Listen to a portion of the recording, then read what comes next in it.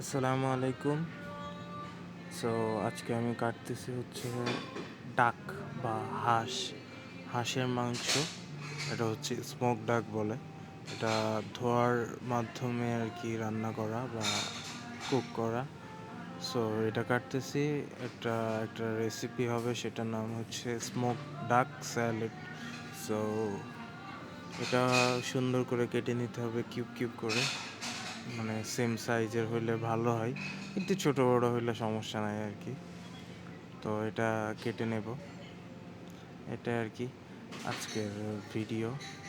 তো সবাই কমেন্ট করবেন, বলবেন আমার ভিডিওগুলো কেমন হয়। আপনারা অনেকে ভিডিওগুলো দেখেন কিন্তু কেউ কমেন্ট করেন না। সো এটা আসলেই, আপনারা যদি আমাকে কমেন্ট করেন তো বেটার।